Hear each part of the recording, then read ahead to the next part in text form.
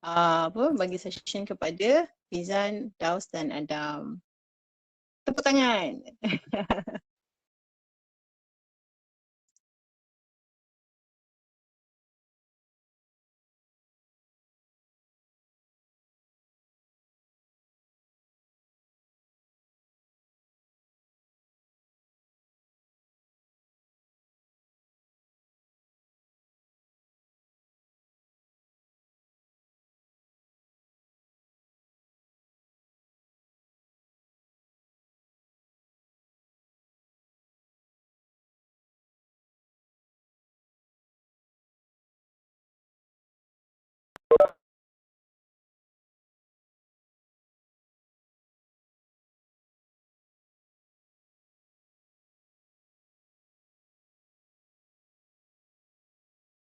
Kenapa Fizan? Tengah tunggu Daus ke? Tengah ambil mood ke kan? Saya tunggu Adam. Adam mulakan dulu. Oh baik. Ha.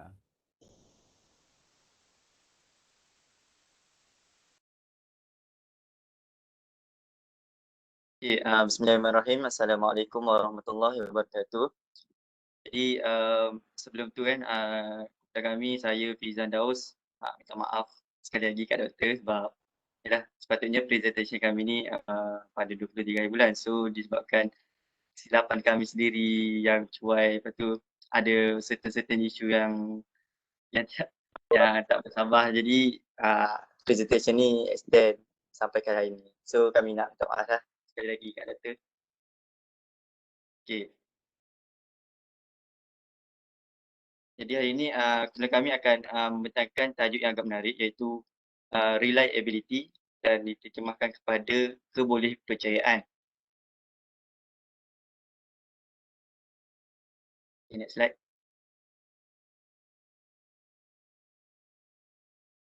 Okay, jadi ini adalah ahli kumpul kami, Muhammad Firdaus bin Muhammad Noor, Adam Khalid bin Muhammad Azman, saya sendiri, dan Muhammad Afizan bin Syafi'i. Jadi ini adalah kandungan pembentangan kami hari ini. Jadi kami akan membentangkan tentang kebolehpercayaan skor, ralat dan ketepatan. Yang ketiga, jenis-jenis kebolehpercayaan. Yang keempat, kebolehpercayaan pemakahan. Dan yang terakhir, faktor yang mempengaruhi kebolehpercayaan.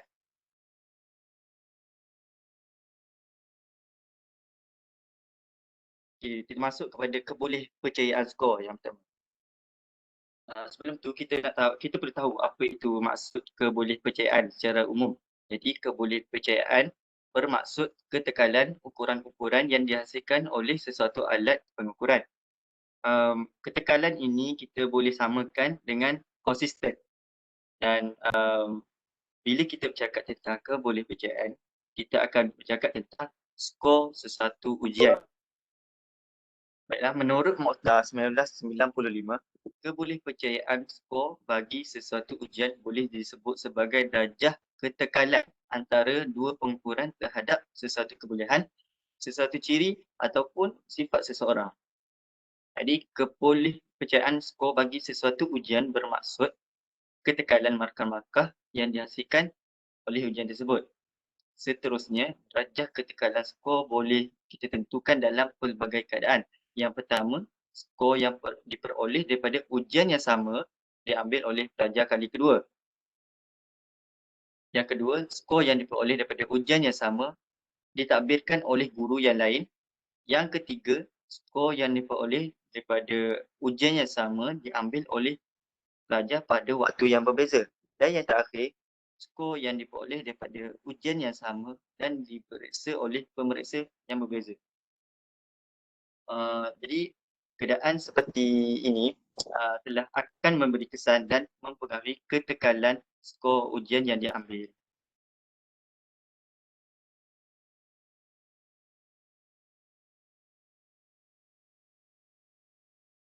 Next slide.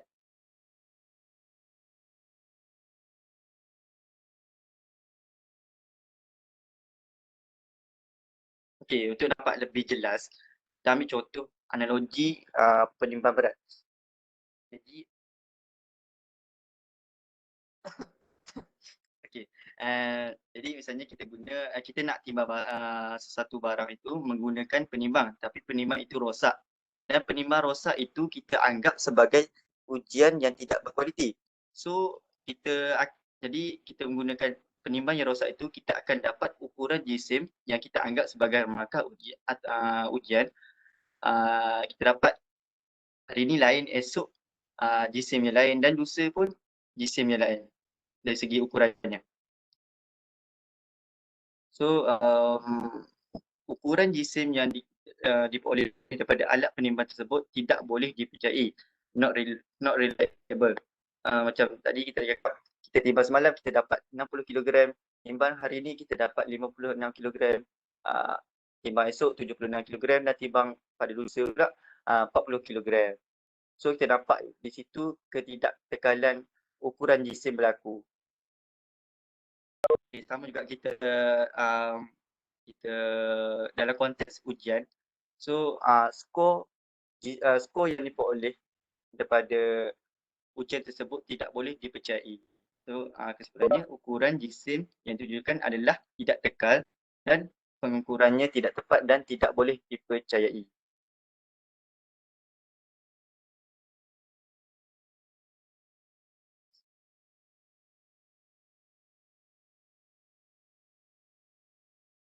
Okay, kita masuk pada satu topik yang kedua, iaitu ralat dan ketepatan. Okay, bila mana kita sebut tentang ujian dan skor yang tidak boleh dipercayai macam tadi, hal ini disebabkan oleh wujudnya ralat dalam pengukuran. So ralat ini telah mempengaruhi kebolehpercayaan skor ujian. Jadi kami telah menyenaraikan beberapa sumber yang menjadi ralat pada pengukuran. Antaranya adalah keadaan individu yang mengambil ujian. Yang kedua, prosedur pentadbiran ujian. Yang ketiga, pembinaan ujian, item-item. Yang keempat, arahan ujian, di mana arahan itu tidak jelas ataupun kurang jelas. Yang kelima, persekitaran ujian, cuaca panas ataupun bising. Dan terakhir, ketidaktekalan penilai dalam memberi markah. Di mana konsep ini, penilai bersikap pilih kasih, berada dalam keadaan emosi yang tinggi dan keadaan fizikal yang tidak mengizinkan.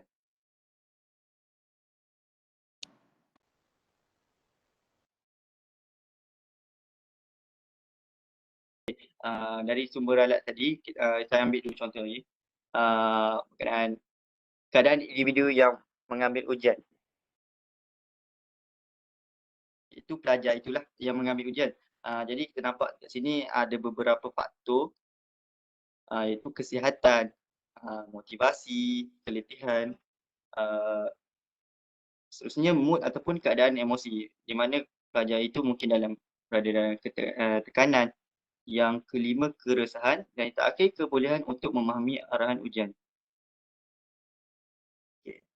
Okay, sebagai contoh kesihatan, mungkin pelajar pada ujian yang pertama, pelajar itu berada dalam keadaan yang sihat dan markah yang diperoleh amat baik, dan sama juga dengan ujian yang kedua, memperoleh markah dalam keadaan sihat, dan juga pelajar tersebut memperoleh markah yang konsisten. Dan apabila kesihatan, maksudnya pelajar itu sakit ataupun mengalami masalah kesihatan, so faktor ini telah menjejaskan skor yang diperoleh. Jadi berlakunya ketidaktekalan skor ujian tersebut. Okey, yang kedua, kita masuk kepada prosedur pentadbiran ujian. Okay, ini adalah beberapa faktor dalam prosedur ni, iaitu perubahan had masa ujian, perubahan arahan ujian. Yang ketiga, prosedur pemarkahan yang berbeza. Yang keempat, ketidakjelasan dalam penyataan item atau soalan. Yang kelima, masa ujian yang diambil. Dan yang terakhir, iklim keadaan ujian, sama ada pemanasan, cahaya maupun pengudaraan.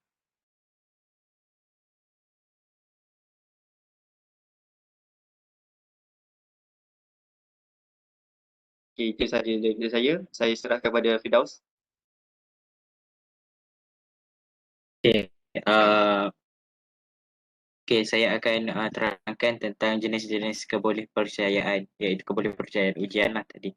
Yang pertama kita ada 3 jenis, iaitu test retest, parallel form dengan internal consistency. So yang pertama ialah ukuran kestabilan ataupun uji semula ataupun test retest. Okey, untuk test retest, pembina ujian akan memberikan ujian yang sama kepada calon yang sama tapi pada waktu ataupun masa yang berbeza. Jadi skoran ataupun markah yang diperoleh pada takbiran ujian pertama akan dibandingkan dengan takbiran ujian yang kedua dengan menggunakan perkali korelasi.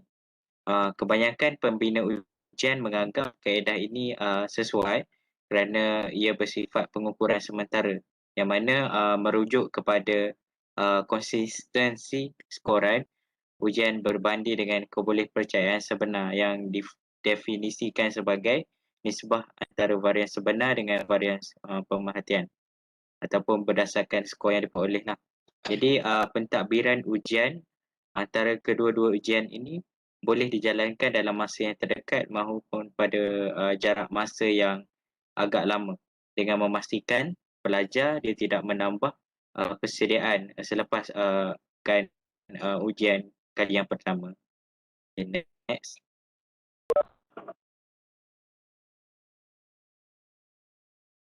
Okey, kita dapat kebolehpercayaan akan meningkat jika masa pentadbiran ujian dijalankan agak lama. So kenapa? Sebab guru boleh membuat anggapan bahawa calon yang sama dia akan ambil ujian semula, dia tidak akan berubah dari segi sikap dan tahap kebolehan mereka walaupun pada dan waktu yang berbeza. Jadi salah satu kebimbangan yang dijangka dikatakan adalah latihan ataupun kesan tanggungan. Maksudnya salah satu kebimbangan dalam test retest ni adalah kesan tanggungan. Latihan atau latih tubi merupakan kelebihan pada calon yang telah mengambil ujian tersebut. Jadi maksudnya calon yang ambil ujian semula dia mempunyai kelebihan lah.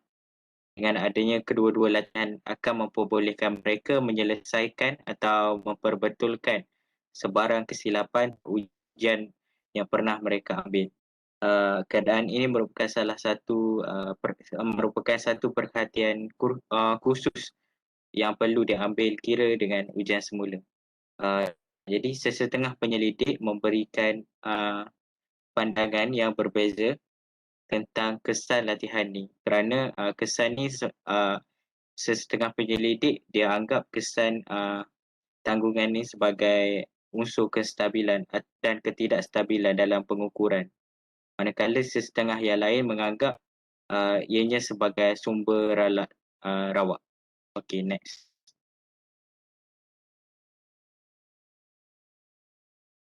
Jadi untuk jenis kebolehpercayaan ujian yang kedua ialah ukuran kesetaraan ataupun bentuk-bentuk setara ataupun dalam English dia parallel form.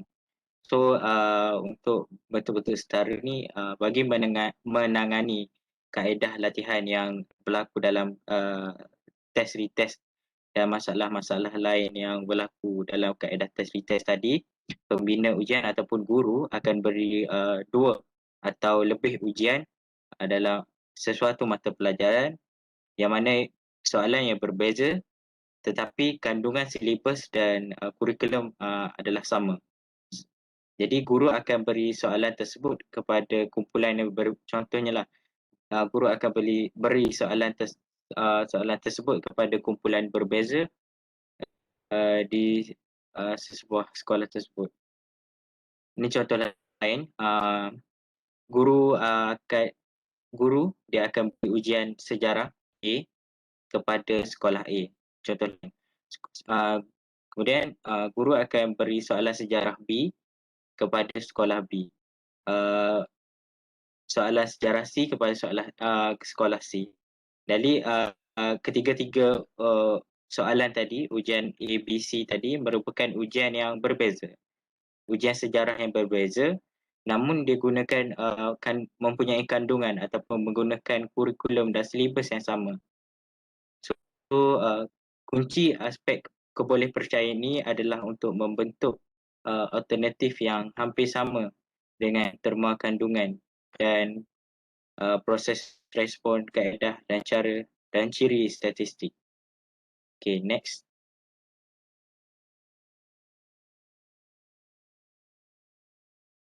Okay, seterusnya ialah ukuran ketekalan dalaman ataupun internal consistency.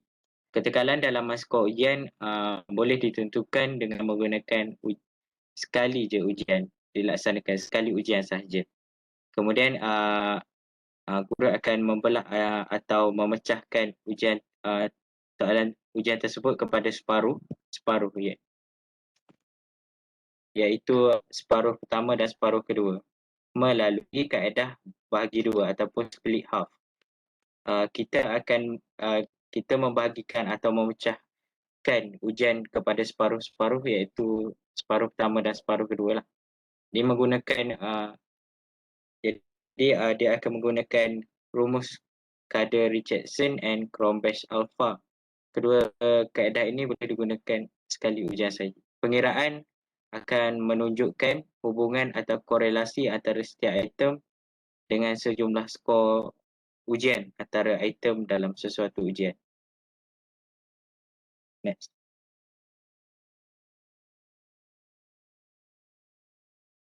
So ni adalah contoh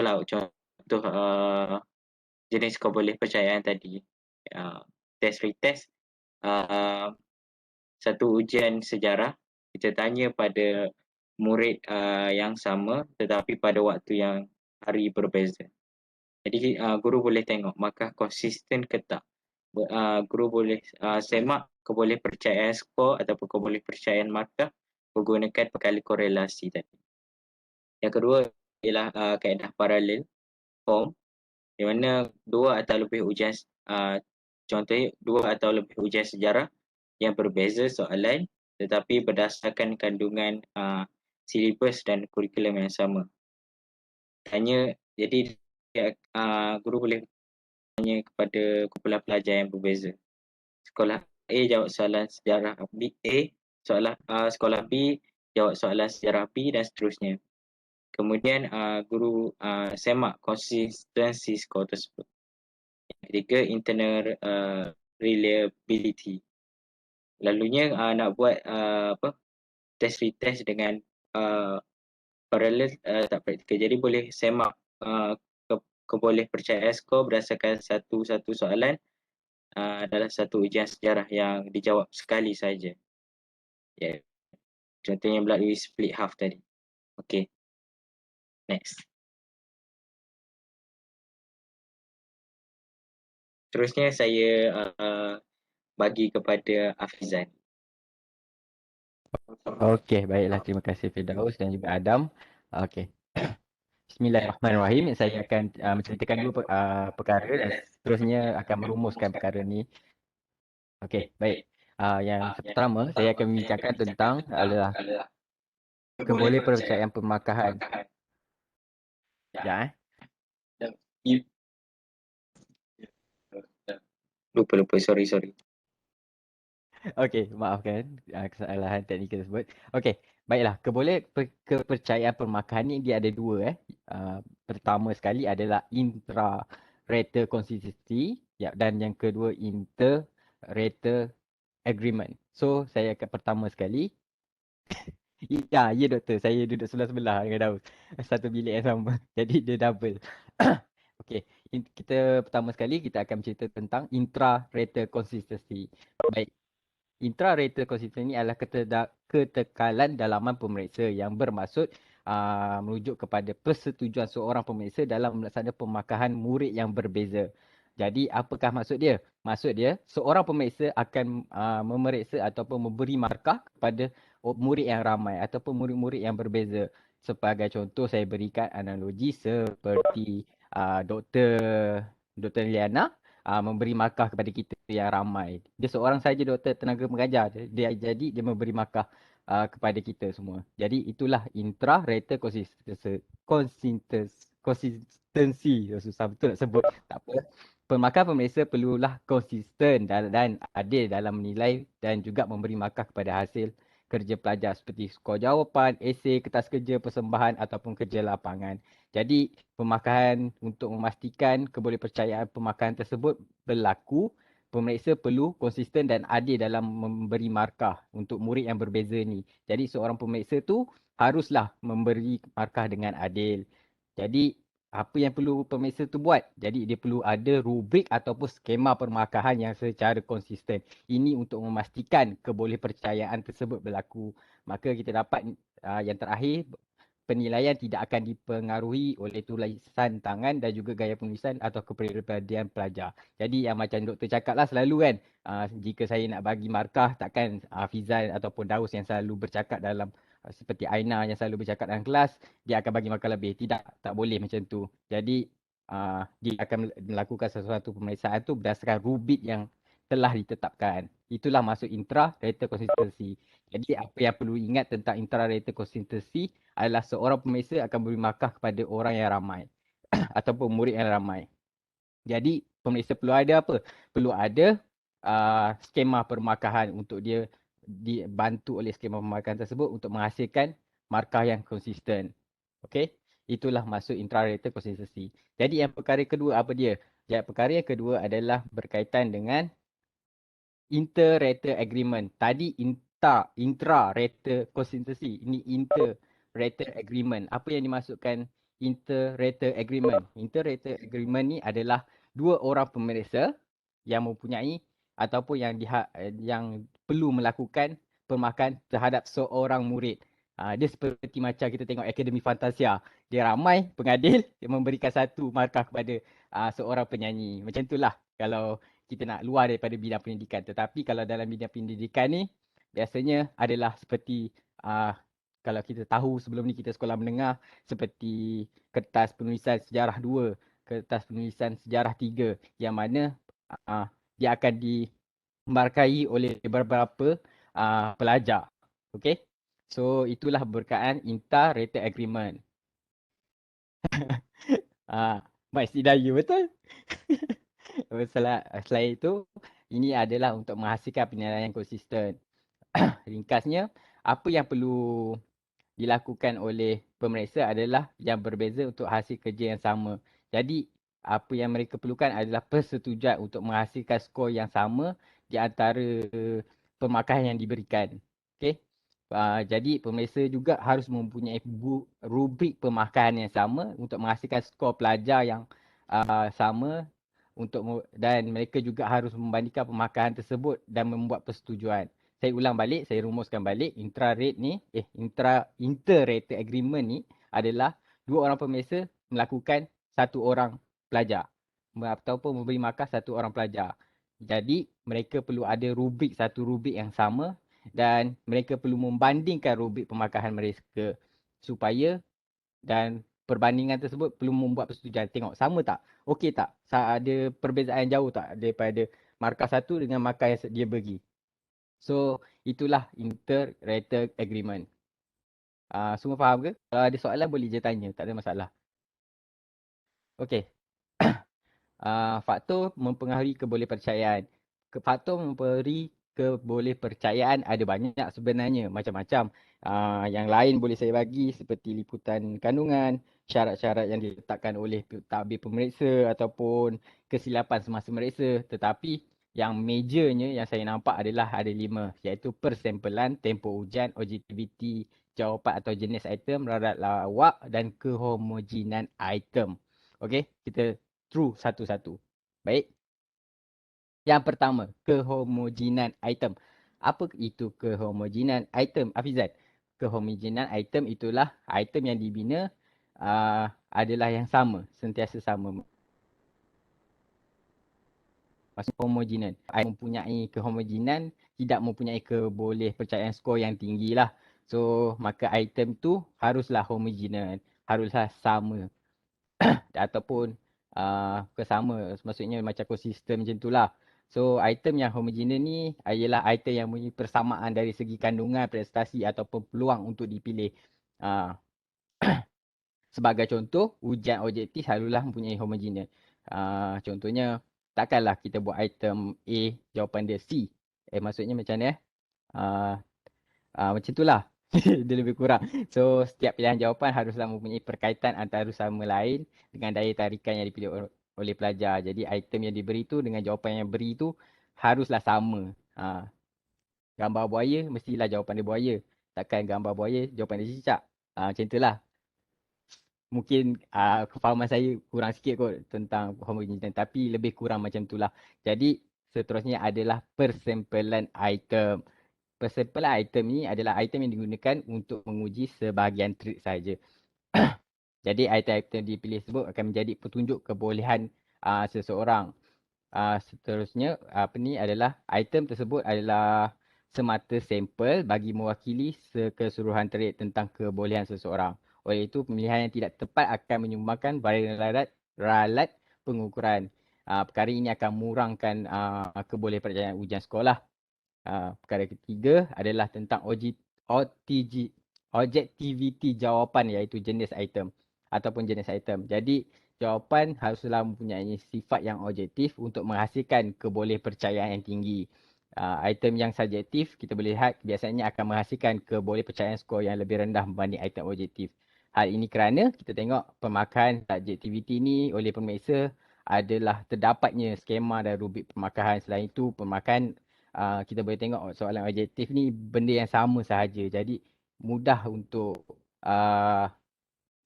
kebolehpercayaan itu berlaku. Seterusnya adalah tempoh ujian. Tempoh ujian yang lebih lama mempunyai kebolehpercayaan yang tinggi dalam skor sesuatu ujian. Selain itu, tempoh ujian yang lama juga mempunyai peluang untuk mendapatkan skor yang tepat kerana tidak mempunyai gangguan dan tekanan. Okey, maksudnya bila kita menjawab satu soalan tu, jika mempunyai tempoh ujian yang lama, jadi pelajar boleh berfikir dalam keadaan yang baik dan juga menghasilkan skor kebolehpercayaan yang lebih baik lah. Seterusnya adalah tentang ralat rawak. Ralat rawak ni yang seperti Adam katakan tadilah, rawak ni adalah sebab oleh faktor yang di luar kawalan. Sebagaimana sebagai tadi kita boleh lihat motivasi pelajar ataupun kesediaan pelajar, macam itulah di luar yang kita boleh kawal. So kadang-kadang ketika ujian berlangsung kita boleh lihat seseorang tu akan berubah-ubah mengikut keadaan sekelilingnya. Contoh saya bagi, kalau keadaan tu bising, kita menjawab periksa dalam keadaan yang bising, dia akan mengganggukan keadaan calon untuk menjawab peperiksaan. Perkara ini akan menyebabkan varian skor ralat akan terjadi, dimasukkan dalam varian skor yang dicerak lah. Maka perkara ini dapat diatasi jika pentadbir ataupun pentadbir pemeriksa tu tersebut mengenali ujian dengan lebih baik. Okey, kesimpulannya, penyidik haruslah mempunyai inisiatif yang baik dalam mengambil pendekatan yang paling terbaik untuk memilih atau menggunakan sesuatu ujian. Okey, penyidik juga untuk seharusnya mengetahui bahawa kebolehpercayaan skor yang tinggi tidak semestinya menghasilkan skor yang sah lah. Selain itu, walaupun bagaimanapun skor ujian yang sah akan menghasilkan kepercayaan yang tinggi. Mungkin pening kan nombor 2, nombor 3 tu kan. So sebenarnya adalah maksud dia kita ada soalan yang sah, tetapi tak semestinya kita ada soalan yang sah, tapi tak semestinya akan menghasilkan kebolehpercayaan yang tinggi. Tapi dalam masa yang sama, kita kena ingat bahawa skor ujian yang sah ni juga boleh menghasilkan kebolehpercayaan skor yang tinggi disebabkan mungkin dia dapat elak faktor-faktor yang mempengaruhi skor ujian kebolehpercayaan tersebut. Okey? Terbalik. Terbalik Fizan. Oh, maafkan saya. Begitulah. Maksudnya skor kebolehpercayaan tinggi tidak semestinya menghasilkan skor ujian yang sah. Baiklah, itu sahaja daripada saya. Sekian, terima kasih. Harap semua tak mengantuk. Hujan-hujan ni mengantuk. Sekian, terima kasih daripada saya. Daripada saya dan juga kami lah, Adam dan juga Daus. Selain itu, nanti kami akan memberikan soalan kepada anda semua. Dan terima kasih. Okay, good job. Adam, Daus, Fizan. Okay, oh semua tepuk tangan dah. Okay, so, ada apa-apa soalan tak untuk mereka sebelum saya wrap up sikit, kemudian kita break. Tajuk reliability. Okay, saya diam kejap. Pukul ada apa-apa soalan nak tanya tim presenter. Okay, semua tepuk tangan, Fazira tepuk, semua kira semua okey lah. Okay, good job again. Adam, Fizan, Daus. Tajuk reliability ni semua janganlah orang suka present dan jangan orang senang present dengan baik. Okay, bila tengok start pada Adam, ingatkan Adam nak baca slide je dengan Daus semua lah, dengan Fizan semua. Punya mereka menerangkan. Okay, maksudnya ada penerangan dan ada sebagai presenter bukan pembaca slide. That's good. And then dia punya kesinambungan daripada ralat dulu. Sebenarnya ralat dengan faktor-faktor yang mempengaruhi reliability tu basically benda yang berkait rapat. Sebabnya kalau ada ralat, maksudnya kebolehpercayaan skor akan terganggu ataupun terkesan. Okay, will be affected. Okay, jadi benda-benda yang kita kata ambil ujian, uji, kemudian uji semula, kemudian buat parallel test. Tak salah saya parallel test ni, cuba ingat, masa PT3 tu boleh katakan parallel test tak? Apa ciri-ciri PT3?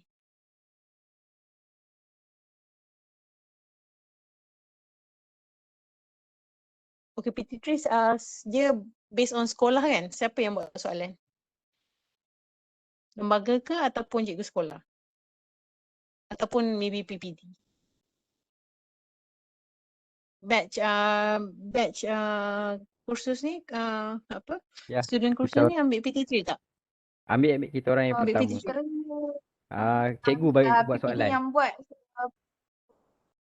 Okay, Nadia kata apa? bukan PPD buat set soalan, lepas tu sekolah pilih kan. Okay. So, set soalan tu ialah alternate lah. Maksudnya yang selari. Sekolah akan pilih lah based on kandungan. Kadang-kadang biasalah dia nak kata terlalu selari tu tak ada betul-betul selari tu kadang-kadang adalah kepelbagaian sikit. Tapi betul macam yang Nadia kata tu, cikgu akan pilih set soalan yang dah PPD buat. Sebab PPD tahulah untuk sekolah dia dan cikgu pun akan pilih berdasarkan apa yang silibus dan berdasarkan student dia jugalah. Kadang-kadang dia tahulah dia akan tekankan konsep yang mana dan sebagainya.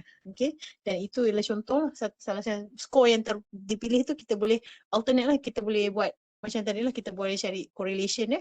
Tengok kalau correlation dia tinggi, close to 0, close to 1, dekat dengan 1, maksudnya adalah consistency score tu ada. Maksudnya soalan pun lebih kurang sama, pelajar pun boleh jawab, jadi kurang ralat dari situ. Jadi tak adalah isu bias ke kalau sekolah A ambil soalan senang, okay, sekolah B ambil soalan susah. Kalau macam tu ramai yang salah, jadi bila buat correlation memang tak konsisten lah dan kita akan dapat correlation akan close to 0.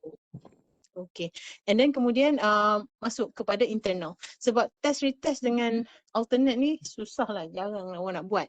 Jadi kita boleh tengok juga, based on satu ujian saja kita boleh tengok reliability kita, score reliability. Kita guna selalunya Cronbach Alpha ataupun yang split half tu. Split half tu kalau kita pecah dua lah.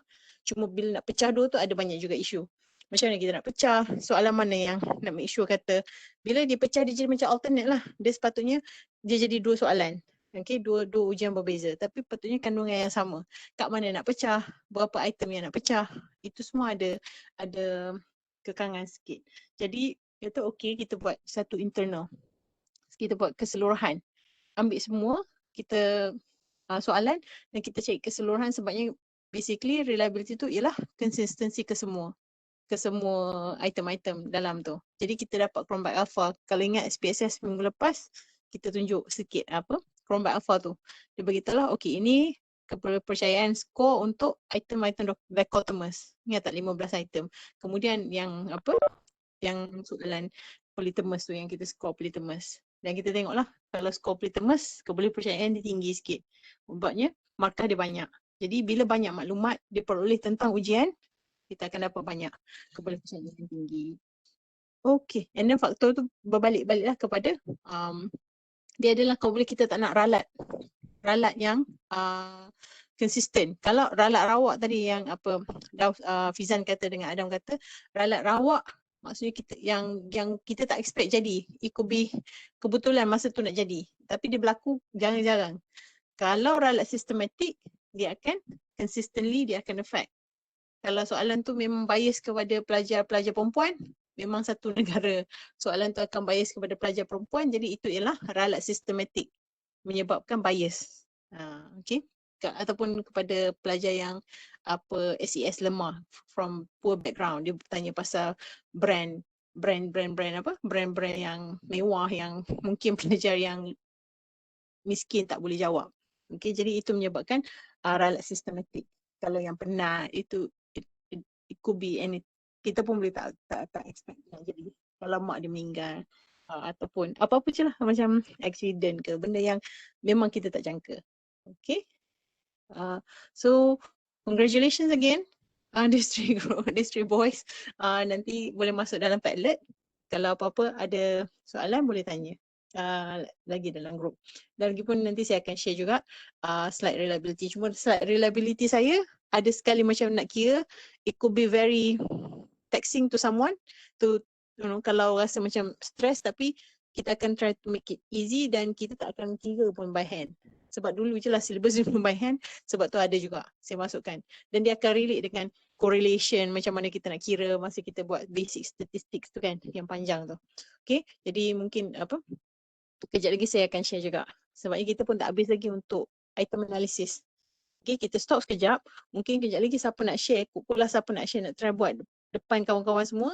Pukul yang dah try, saya tak paksa. Okay, let me know, kita rehat sekejap. Kemudian saya akan share balik. Okay Fizan, nak tanya kan? Yang Dr. ajar tentang diskriminasi tu ke? Okay. Minggu lepas tu. Kita nak masuk yang tu. Okay. Kita nak masuk basically apa item analysis detail lah. Lepas tu kita bagi kita konsep dia kan apa semua, kemudian kita buat real-quick nak suruh relate lah macam apa maksudnya bila kita nak makin masukkan markah macam mana, bila kita guna untuk SPSS macam mana. Sekarang ni kita nak masukkan konsep lagi. Okay, kalau siapa-siapa nak tunjuk macam mana play on this sebab kadang-kadang dia kena buat dan dia kena tengok soalan, dia kena tengok data. Sebab tu saya dah extend tugasan rasanya sampai 19 Jun ke berapa. Okay, lama jugalah untuk buat case study tu. Hopefully kalau betul-betul faham, dia ada banyak, YouTube pun banyak, YouTube saya banyak, dan saya dah tunjuk dan mungkin akan tunjuk lagi satu 2-3 lagi example. Okay. Okay, so kita rehat sekejap. 3 masa. Okay, 3. Sebelum ni memang ada kelas kan? So saya start 2.45 kan? Memang ada kelas sampai pukul 2.30. Doktor sebelum ni ada Selalu kelas. okay. Ada setengah ada kelas, ada setengah tak ada kelas. Itulah maksudnya kita bagi universal, kita anggap semua orang ada kelas. Jadi kita start balik 3.35. Saya pause dulu recording semua dan okay. Thank you Fizan. Thank you everybody. Baik, betul.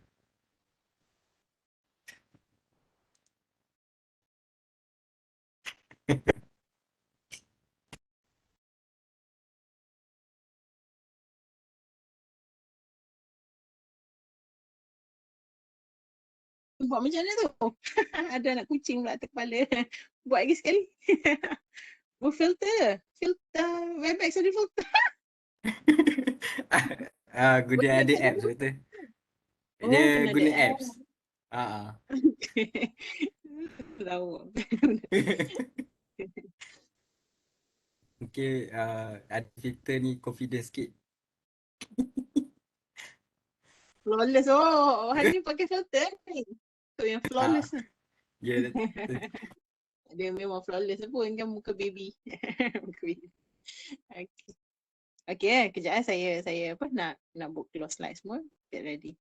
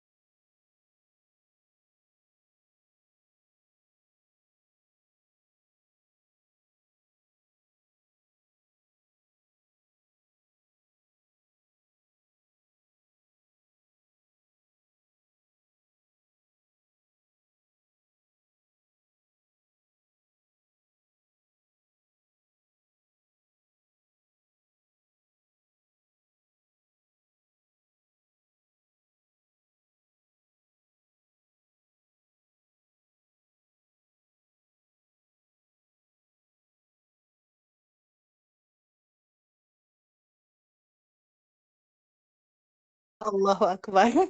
Saya bercakap, saya tak unmute. So, puas tak? Okey. Silap. Saya dah cakap banyak jugalah. Tertunjuk apa? Saya lupa nak unmute. Okey. Patut semua orang diam. Okey, okey. Tak apa, tak apa. We go back.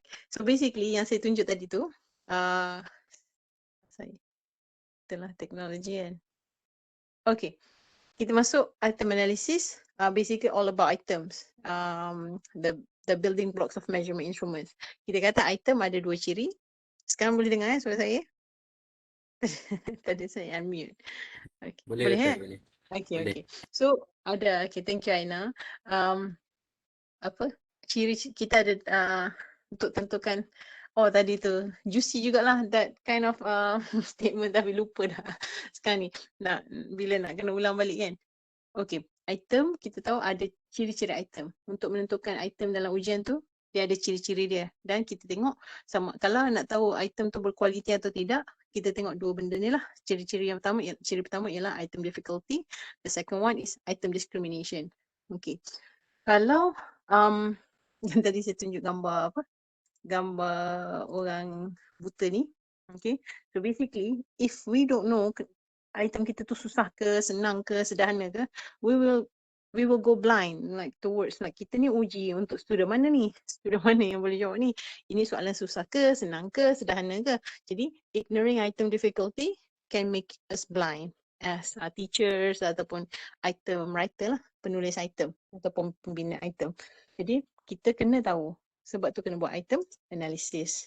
And this is the part yang nak buat. Jadi slide yang kita dah lepas tu kita tengok secara brief lah item difficulty and item discrimination.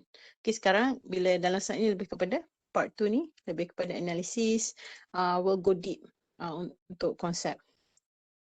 Okay. Okay. Dalam item difficulty juga, kadang-kadang untuk soalan macam saya pernah kata, item soalan objektif, soalan MCQ yang ada pengganggu kan, ada option, jawapan semua tu, kita bilangan pengganggu dan kualiti pengganggu tu akan menentukan kesukaran item juga. Okay, jadi kat sini kita buat juga distractor analysis, analisis pengganggu ataupun distractor. Jadi yang ni kalau perasan untuk yang SPS, untuk yang case study yang kena buat individu tu, kena buat SPSS, kena cuba SPSS dan analyse sendiri seorang, dan itu guna apa? Guna SPSS lah ataupun Excel lah, siapa yang betul-betul suka main dengan formula boleh guna Excel. Dan untuk distractor analysis ni, item analysis yang dalam 7 hari mencintai assessment tu. Kan ada day 5 ke day 6. Okay. Yang tu ada satu soalan juga tentang item analysis tapi lebih kepada distractor analysis, dan of course pengiraan dia lebih kepada manual lah. Dan kalau kita masukkan input guna Excel yang saya tunjuk minggu lepas, boleh dapat pengiraan ni. Cuma distractor analysis tu lebih kepada kualitatif, intuitif macam penilaian apa penganalisa tu. Jadi your intuition nak tunjuk, tengok kata kenapa item ni lemah, kenapa kita tengok dari segi berapa yang jawab dan berapa ramai yang pilih pengganggu. Okay, so kita boleh analisa kita punya pengganggu tersebut. Item discrimination yang macam kita kata is not a bad thing. Diskriminasi dia bukan diskriminasi yang zalim ke apa, dia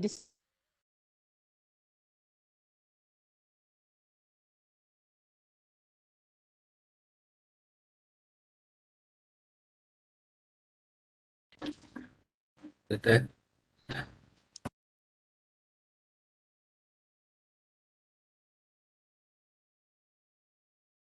Doktor ter-unmute ke?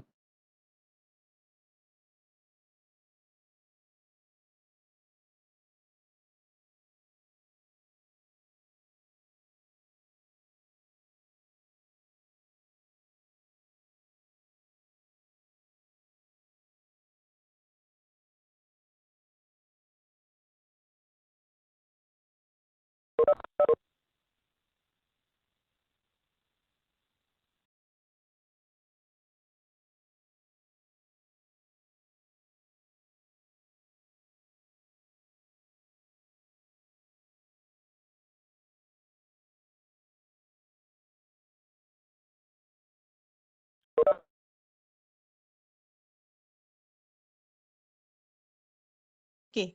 Sorry. Ada orang call. Kamu boleh dengar tak suara saya? Boleh tak boleh. Okay. Recording pun jalan lagi. Sip, baik. Ada tuan-tuan ni pula dia nak call. Sekejap. Dr. Shima. Kenal Dr. Shima kan? Okay.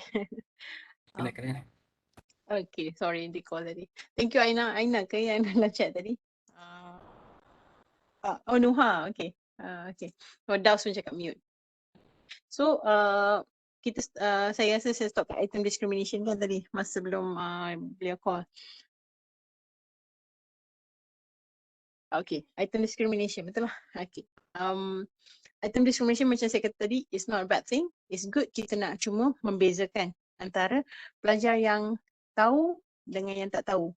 Kalau dia tahu, berapa banyak dia tahu. Kalau ada satu item tu diskriminasi dia tinggi, maksudnya dia betul-betul boleh bezakan antara yang tahu dan betul-betul tahu ataupun suam-suam kuku. Okay, that's the meaning of item discrimination. So kat sini ada case studies. Case study pun saya bagi dia punya data pun dalam bentuk SPSS dan Excel. SPSS datanya dalam bentuk .sav. Okay, yang Excel biasalah XLSX. Okay, and then case study 2, case study 3 semua ada soalan. Rasanya 1 dengan 3 ni kalau go through memang it will help with the assignment. 2 saya tak berapa detail sebabnya it's easier sebabnya case study 2 lebih guna item dichotomous. Scoring dia 0101. Kalau perasan lah kalau dah tengok dia punya data set. Case study 1 dia punya case polytomous. Okay, 01, 2, 3, 4. Okay, tak salah dia ada. Case study 3 pun sama. Dia bentuk quiz. Okay, case study 1 macam survey. Okay, and then ada Excel calculations. Okay, ada. Must check the files provided. Okay. Ini kita kata item difficulty kita nak tahu location. Location dia kat mana? Okay, susah ke soalan ni, senang ke? Okay, ini kalau dari segi akademik kita tengok macam ni lah. Kita tengok dari segi yang bawah ni lah. Kan akademik kan kita dah go through.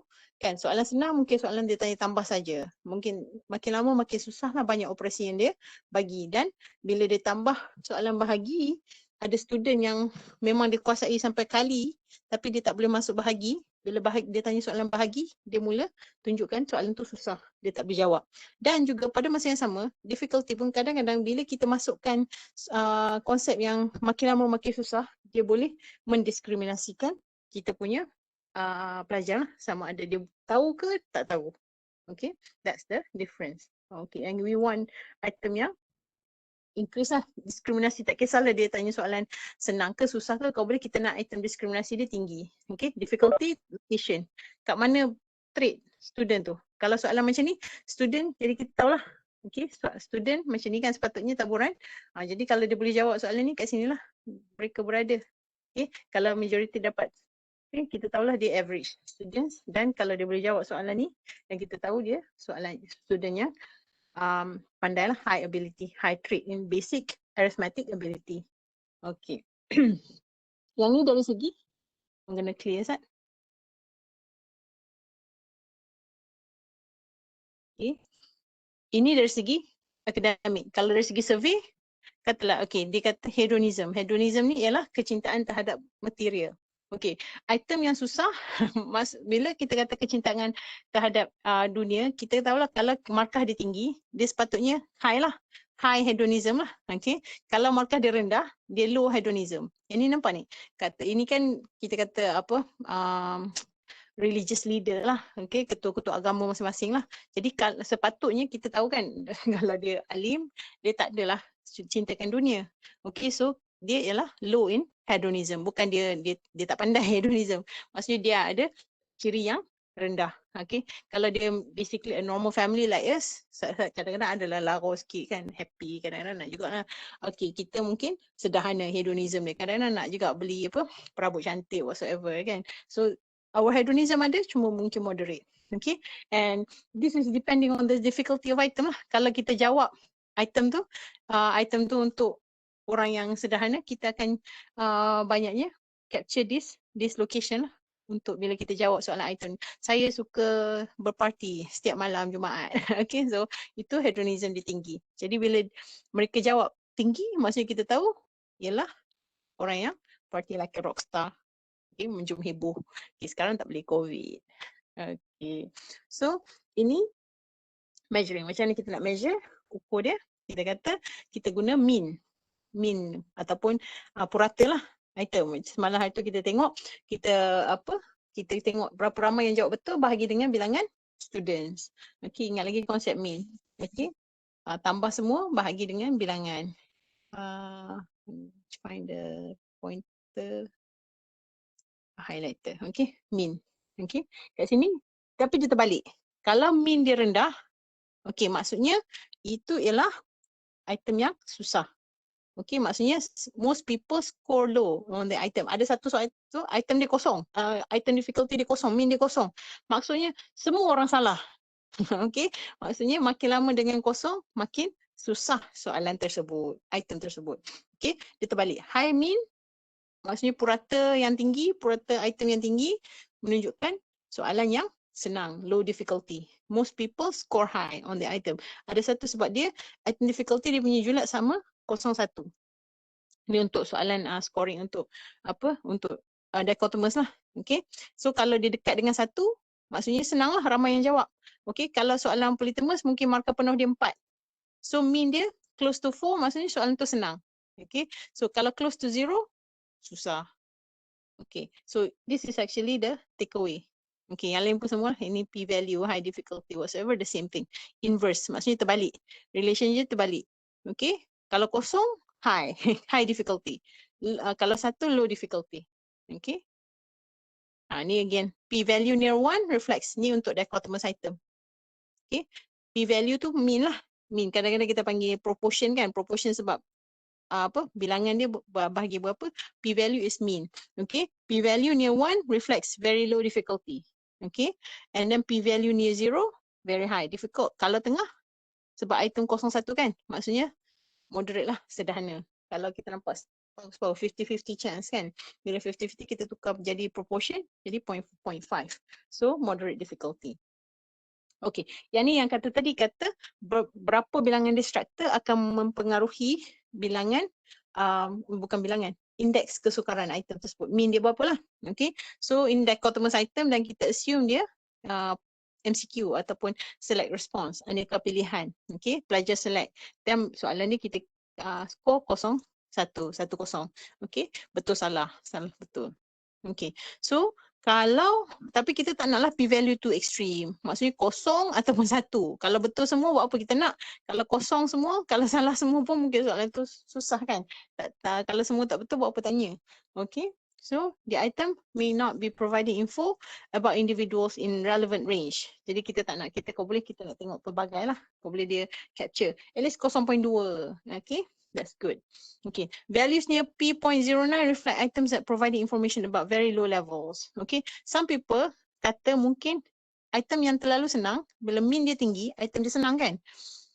Okay, means low difficulty. Okay, jadi mungkin tak berapa nak bagus. Sebabnya kalau consistently 0.9, 0.9, 0.9.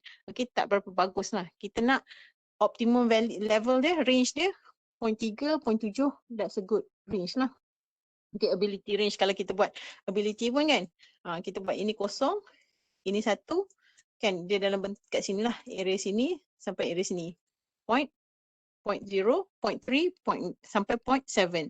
Maksudnya 0.3 hingga 0.7 dia punya kadar tu. Kita tak nak too extreme. Buat apa nak tanya orang yang, nak tanya soalan yang terlalu extreme. Okay. So, sometimes kita, okay, you need a few items in more extreme difficulties. Ini dia ada bagi. Okay. Tapi okay, back to the bilangan apa? Untuk bilangan untuk optimal level. Sebab ini biasalah kalau true false pun boleh 0.3, 0.7 ataupun yang bukan select response ataupun bukan MCQ. Okay. Kalau dia MCQ, kita ada G.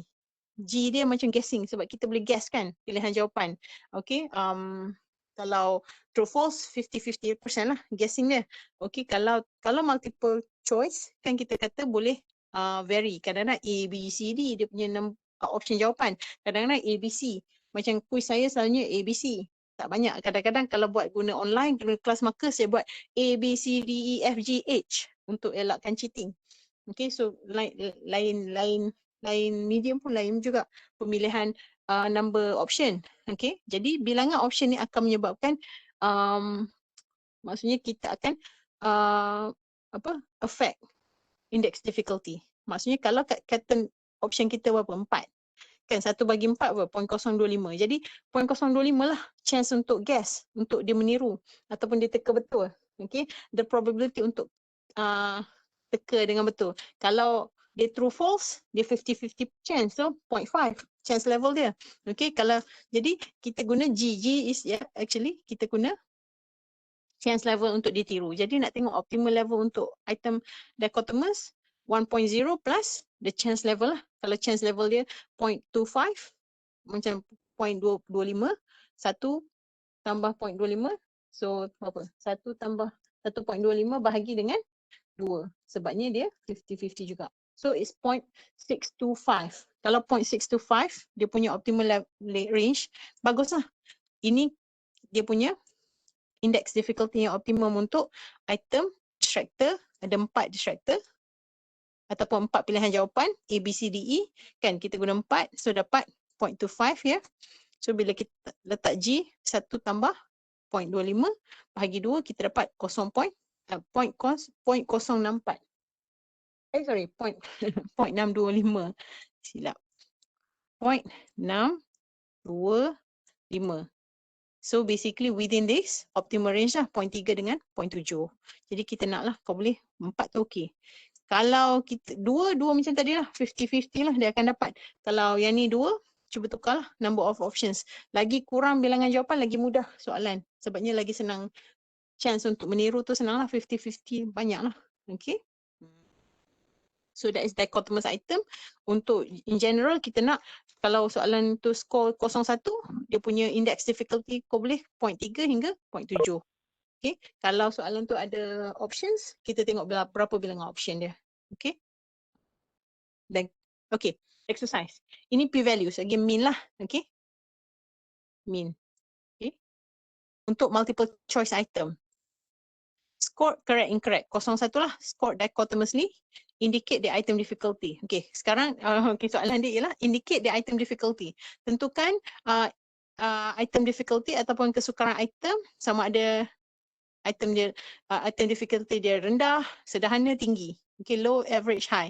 And the range of the trait continuum. Low, middle, high, about which the item provides information. Sebab kita nak tahu lah dia akan provide information dekat pelajar yang duduk di bahagian mana.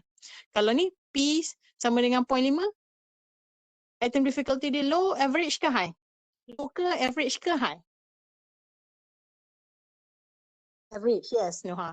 Sebab dia average difficulty, jadi dia bagi information kat student yang duduk kat middle range. Kalau 0.02, low ke? Low, yes, because it's very, it's what do you call it? Terbalik Fizan. Sebabnya, okay, dia low mean, tapi dia high difficulty. Ingatlah, dia terbalik. Okay, so dia high difficulty, high range. Okay, so maksudnya kalau dapat mean dia 0.2, susahlah soalan tu. Okay, kalau yang ni, sebab other way lah. Okay, low difficulty lah sebab high dia, mean dia, P dia tinggi. Kalau P point sama dengan 1, ni soalan multiple choice, 01. Yes, P01, Noha, this one. Extreme low, yes, very low. Good job, Noha. Okay, yes, very low, extreme. So no information. Everyone answer, maksudnya semua jawab betul. Dapat 1 kan? Okay. Because kalau apa-apa kan kita bagi dengan bilangan dia dapat 1 balik. Ini sama yang tadi lah. Multiple choice items tadi untuk berapa bilangan. 4 response. Ni. 0.25. Kan ini dia punya optimal. Ini G. G dia chance yang tadi kita buat tadi. Okay. So kat sini dia punya penerangan. Okay, ini exercise that I have. Okay. Boleh nak tengok. Okay, ini I'm gonna skim through. Maksudnya kat sini dia nak tanyalah dia bagi 4 response, kemudian P dia 0.3 kan. Yang ni 4 response tadi kita tengok lah. 0.625. 0.625 kan.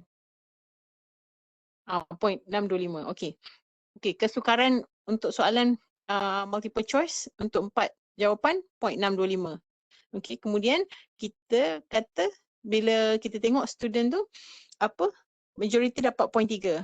Bukan, indeks kesukaran dia 0.3. P dia 0.3. Jadi soalan tu soalan yang susah sebabnya optimal dia 6.625. Maksudnya yang cantik lah untuk kesukaran item tersebut. Okey, ada 4. Kalau dia dah dapat 0.3 indeks kesukaran dia, maksudnya dia soalan tu soalan susah. Kalau yang ni 2.5 kan? Kalau 50-50 chance. Okey, kalau 0.5 what would you expect the lowest? Okay, so 0.5 ialah 0.5 lah sebab bila dia true false 01 lah. Ada 2 je pilihan jawapan. Okay, 2. Okay, number options 2. Consider a multiple choice with 3 response. 3 response apa? 1/3. 1/3. Lepas tu tambah 1/2. Dia punya tu pun sama. 0.067. Okay. 0.67. Sebab saya selalu duduk baca kat calculator dia tulis kosong kan. So, dia kosong lah. 0.67. Okay. Kalau saya kata point tu maksudnya tak cakap kosong. Okay. 0.67. Okay. Jadi kita kata p-value dia 0.15. Jadi item tersebut susah ke senang? Susah. Okay. This is very difficult item. As high difficulty item should be 0.33. Okay, 1/3. Okay, dan kita tengok optimal level dia. Okay, kemudian this item should be flagged for further analysis. Okay, so kita buat distracted analysis. Yang ni bahagi 3 lah sebab dia punya chance level dia 0.33 saja. Okay, yang ni okay, distracted analysis. This is the one yang saya kata untuk okay 3:59 give me 5 more minutes untuk item difficulty saja. Okay.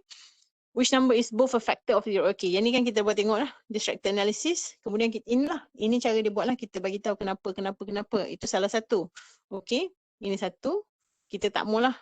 Kalau orang tak pilih langsung jawapan tu, maksudnya kita tak nak. So, in educational test, if no student selects a particular distractor, is that distractor a good or bad? So, the answer is actually, is a bad item. Sebab kalau orang tak pilih, maksudnya itu nampak sangatlah dia giveaway je lah. Kita boleh tahu kata, okay, orang tu slash.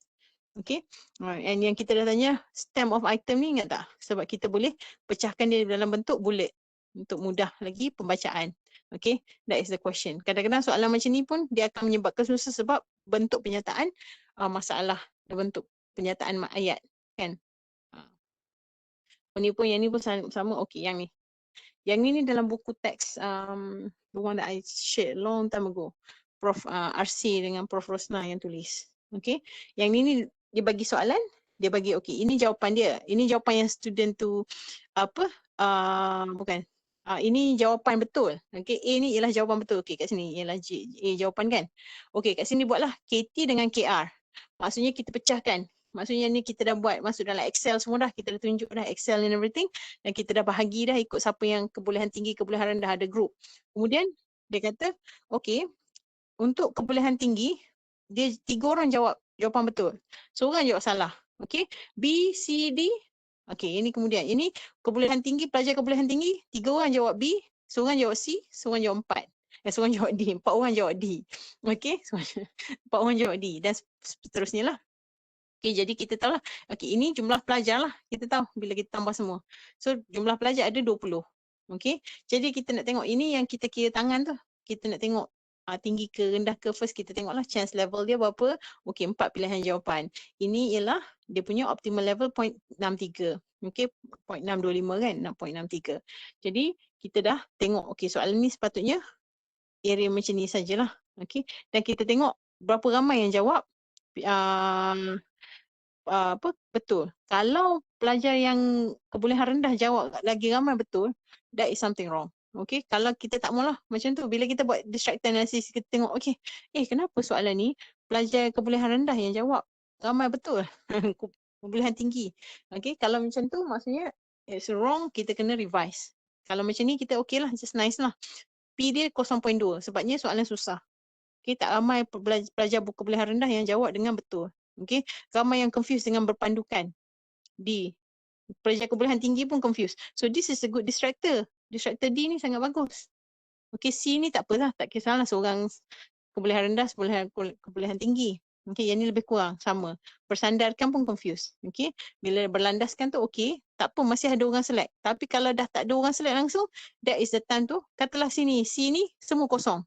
Tak ada orang pun select. Jawapan C. So maksudnya kita kena revise distractor C. Okay. Ini dia guna formula yang dalam Excel tu. Okay, KT plus KR, dia punya index. Kemudian dia punya ni, apa, based on KT tolak KR bahagi 11. Because, apa, 11 tu is actually berapa bilangan. Bilangan yang ni, bilangan KT. 3, 11. Okay, this is formula dia, kita buat dalam Excel hari tu, kita pun tengok. Okay, 11 ni ialah bilangan pelajar KT. Okay. Especially kalau bilangan pelajar dia tak sama. Okey, ini ialah macam mana kita tulis lah, distractor dan item analysis. Macam mana kita nak interpret. Okey, jawapan ialah A, iaitu berbekalkan. Okey, 4 orang daripada murid berkebolehan tinggi memilih distractor atau pengganggu D, iaitu berpandukan sebagai jawapan. Okey, jadi ada ni typo. Terdapat faktor kekeliruan di mana mereka menyangka itu ialah jawapan tu lah. Berpandukan tadi kan kita tengok kan. Semua orang ramai yang jawab juga, tak kisahlah kebolehan tinggi ke kebolehan rendah ke, semua jawab berpandukan. Okey, menyangka itu ialah jawapan. Kesemua option telah dipilih oleh semua murid berkebolehan tinggi maupun murid kebolehan rendah. Kalau tak ada orang pilih, that is the time to change. Perkali kesukaran tidak berada dalam skala poin 3 hingga poin 7, iaitu poin 2. Menunjukkan item tersebut adalah sukar kerana hanya 20% daripada murid boleh menjawab. Okey, perkali diskriminasi ialah poin 2, menunjukkan item mempunyai perkali diskriminasi yang rendah, iaitu kurang daripada poin 3. Yang ni kita tak masuk lagi, nak tunjuk kata indeks mana yang bagus. But remember I said the higher the better. Soal perkali indeks diskriminasi. Maksudnya dekat dengan 1 is good lah. Okay. Keseluruhannya item ini merupakan item yang sukar. P.2 dengan kebolehan mendiskriminasi antar pelajar yang agak rendah, D sama dengan 0.18.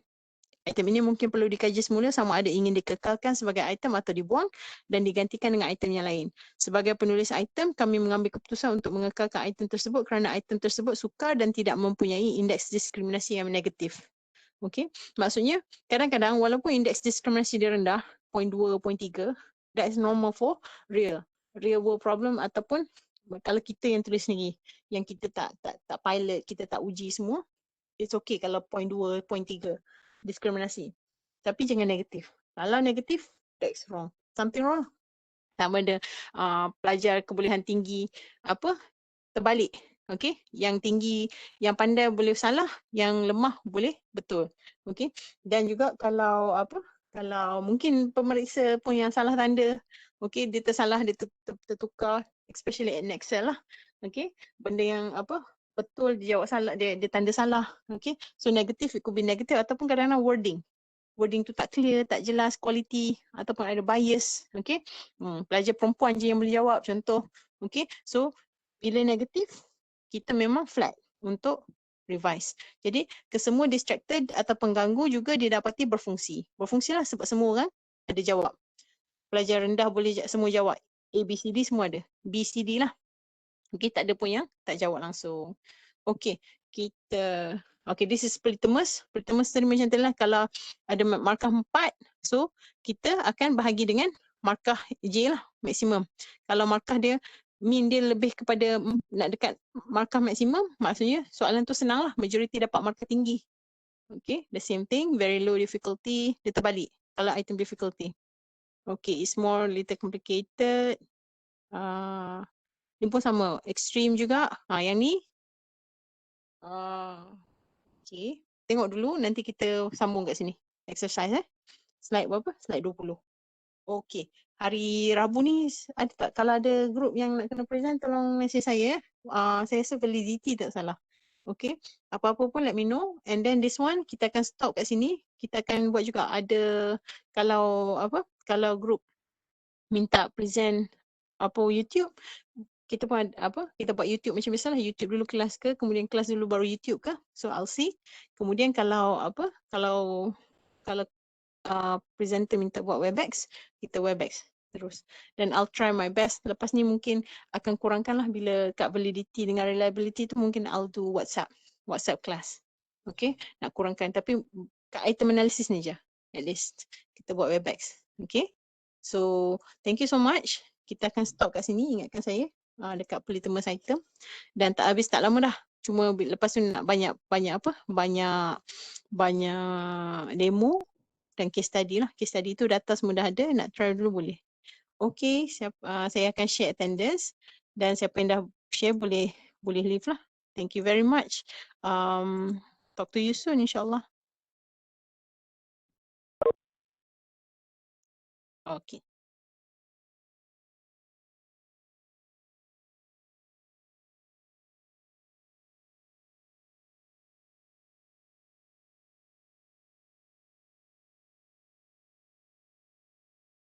Thank you, Mila. Thank you, Doktor. Thank you. Thank you, Doktor. Terima kasih, Thank Doktor. you. Sama-sama. Thank you, Thank you. Doktor. Thank you, Atira. Doktor,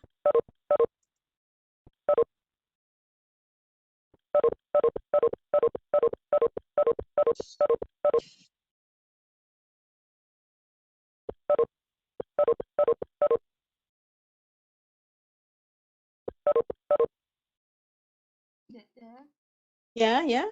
kalau Apa tu? Noah ada nak tanya soalan pasal pendapat Noha? doktor, boleh tak? Boleh, Noha. Ya. Doktor, kan kita belajar pasal pemakahan, pasal macam assessment apa semua tu kan. Ya. And then kalau macam cikgu bagi tugasan assignment ke yang tak ada dalam syllabus, macam mana pemakahan untuk tugasan tu kan, Doktor? Dikira macam mana ya? Okey. Kalau macam tu sepatutnya tak boleh lah, salah lah sebab tak ada constructive alignment. Apa yang ada dalam syllabus dia kena ajar, kemudian ataupun at least dia dedahkan lah dalam okey ni syllabus dia. Kemudian dia ada perbincangan sikit tentang tajuk tu sebut. Kemudian aktiviti lah, itu aktiviti dia, apa dia nak suruh student buat ke ataupun student baca dulu ke, kemudian dia terangkan balik ke. Kemudian baru dia buat soalan atau tugasan, item kan. Sepatutnya kena ada tiga-tiga tu lah. Kalau tak ada mungkin itu satu dia memang suka-suka hati buat ataupun sekejap saya nak kena stop record because this kind of like saya stop ya. Okay. Oh. Okay, saya stop betul. Saya stop. Yes.